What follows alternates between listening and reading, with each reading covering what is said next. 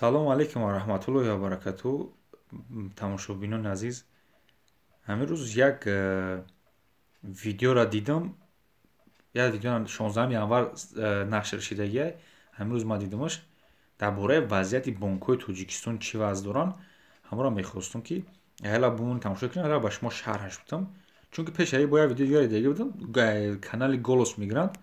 Ҳамон бача ҳамин дурӯғ гуфтаста дар мардум ки ана ки шумо пулотона ба банк рӯй киневу ита киневу ута киневу доллар рӯй кин долларат метавонанд, сомонӣ рӯй кин охи евро рӯй кин еврат метавонанд, урусӣ рӯй кин урусӣ метавонанд. ҳамин дурӯғ чӣ дар корай барои мардум? Дурӯғ мегӯянд чӣ дар корай? 16 январ сабт шидагия. Биё бибинем тамошо кунем ки чӣ мегӯянд, вазъияти бонкҳои Тоҷикистон чӣ гуна аст.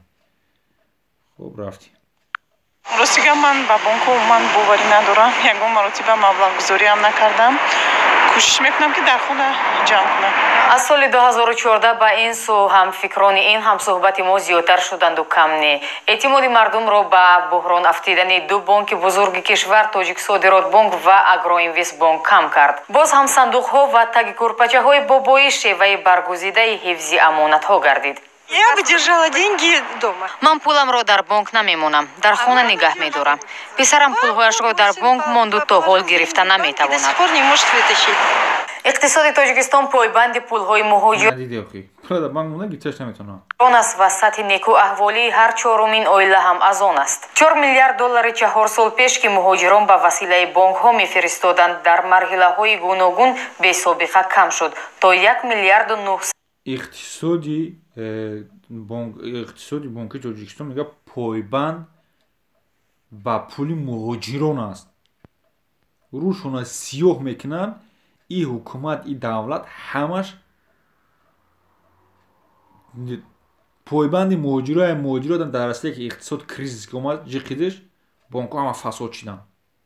рӯшона сиёҳ мекунанд ки не миллион расид.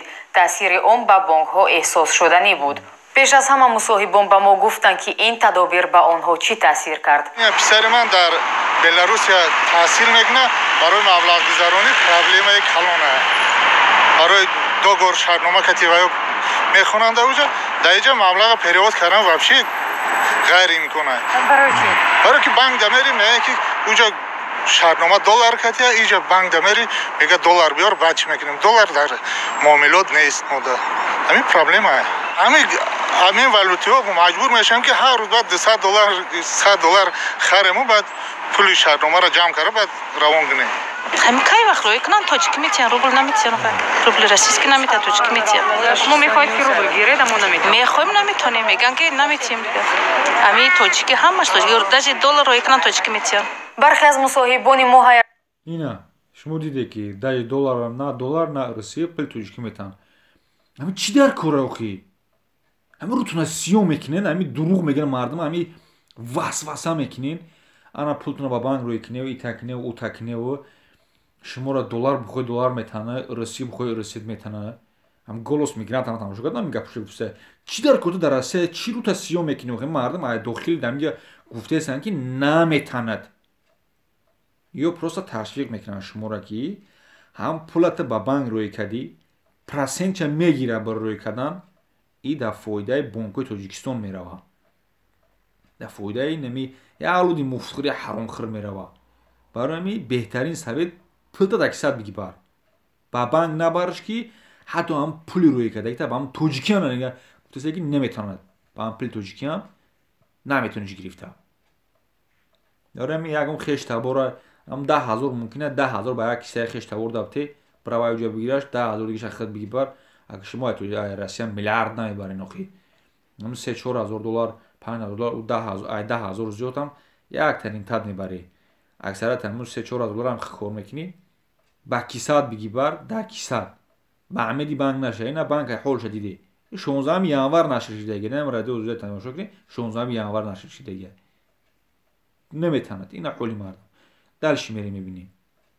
از زدن که چرا بانک‌ها جای جستجوی راه‌های آسان مانع ایجاد می‌کنند، حالانکه به قول آنها راه معلوم و روشن است. خوب میشید که همین مبلغ همون کورسی همون بانکی حساب میکردن سامانی میگرفتن 50% کارگرای ما خوبای کاری ما هم در روسیه در خارج هم مثال مبلغ همین انتقال مبلغ با واسطه بانک‌ها میشه همین را درست به راه میموندن خیلی خوب میشید یاردم میشید برای مردم. دیگری از مصاحبان ما گفتند که بینظامی در بانک‌ها به عامل‌های وابسته است که تاجیکستان توانایی رقابت با آنها را ندارد. بنابراین هر تدبیری که می‌اندیشند باز وضع را بدتر می‌کند. این از چیزی وای وابستگی دارد از خود سطح اقتصاد و پیش از همه از اینستیتوت‌های یا ساختارهای اقتصادی جهانی که اینها یک پالیسی یا سیاست مخصوص دارند. ولی سیاست مخصوص وابسته به مسائل سیاسی در این یا آن طرف روانه می شود و بانک‌های این یا آن کشور مفلس ساخته می توانند. برخی از مصاحبان ما در این زمینه میگویند که اگر متخصصان در بانک‌ها وظیفه‌های خود را صافدلانه اجرا می‌کردند، بانک‌ها به بنبست نمی‌افتادند. موافق همون طلباتو که کار نمی‌کنند و مفلس‌شوی بانک می‌رود. این البته عیب مزاجون نیست. مزاجون پول میسپرن لیکن موافق شرطنامه وقتی که اونها همون چی میگن عملیات‌های بانکیشون که نادرست میگذرونن نمیشه میشه. این مصاحب ما از تاجیک صادرات بانک مثال می‌آورد که باوریش را شکسته است. فریب نکنن، مناسبتی درست کنن، بعد قرضای پولی که سپردن سری وقت گردونده اگر تیان موافق شرطنامه باشن البته اعتقادی مردم زیاد میشود. ساکنان از سهم مشتری‌ها در بحرانی کردن بانک‌ها فراموش نکردند. کسانی که به قول آنها عهده‌داری‌های خود را در پیش بانک‌ها اجرا نمی‌کنند زیادند. مردم میگیرن خراجات میکنه یک خیلیش میفوته یک خیلیش به شهرهای دیگه میره خارجی ها میره دیگه بر نمیگرده با پول رو برو زم شده میگیرن خیلی بانک ها مفلس شده میگیرن. با این گفته ها نه همه راضی شدند. آنها میگویند بانک ها بعضا مشتری ها را در حالت ناگوار میمانند. ترمینال هایی که برای مبلغ گرفته میشود از اون مبلغ گرفته میشود اونقدر زیاد نیست که دشواری ایجاد میکند برای ساکنانی نه تنها شهر دوشنبه اینچنین ساکنانی از ناحیه‌های دوردست جمهوری تاجیکستان. یک قسمی از مصاحبان ما هنوز نظام بانکداری تاجیکستان را شایسته میدانند و به آنها اعتماد دارند. من حالا به بانک باوری دارم برای اینکه بانک های دولتی میتوانند خیلی برای پیشبردی دولت مساعدت نمایند. برای همین من به بانک حالا اعتقاد دارم. بانک یک نظام بانکی است. هر قدر بانک یک منفعت خود را نکنند. برای به دست آوردن گردش با سرعت‌تر مثلا شود یا قرض داده شود مبلغ‌ها آن را نمایش دهند. بانک های ما پول کار کردن نمیخواهند. در روزهای کاری تا ساعتی 4 فعالیت میکنند. در روزهای استراحتی باشد اصلا کار نمیکنند.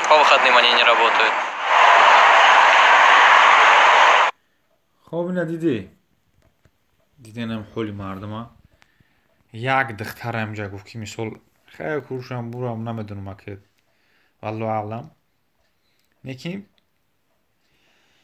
5-6 کس دیگه گفت که بانکو مفلس شدگیان فساد شدگیان مردم با بانکو باور ندارن با اعتماد ندارن برای که ما در کانال خلیفه در نگاه کنین ما یک ویدیو پرفتگیم برای مفلس شدگی بانکو 50 سن گرفتن نمیتونه بانکمات 50 سن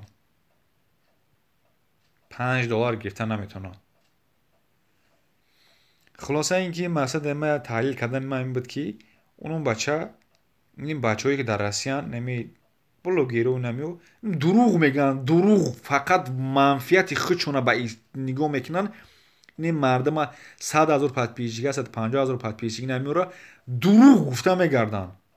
یا تاجیکستان خیلی تاجیکستان اوبوده تاجیکستان بیشتر تاجیکستان اوبوده تاجیکستان خیلی خوشده نه ریالش مدینه 16 سنتیامبر صرف دیگه نمیتونه نه اوز اگر ما برات میگفتیم میگم دروغه شما شاید بعضی اکثریت باور نمیکنن فکر که دروغ گفتی سای نکیم که این اختم بچش می سرتون دیدین که نمی چی گفتی سن نمیو برای همی بهترش دکیستون برای پلا نگذارونه با بانک یک کپی که همی شما در همی فسادو نرود تو که پرابلماتون سازدواد نشود یعنی پلا بخد بتیو پلیخته گیته نتونی باقی سلامت باشین انشالله که با ягон видео ҷолиб дидем агар барои шумо хеле мегузорем таҳлилш мекунем ки ҳо дуруст ё дурӯғ алон гапмонтон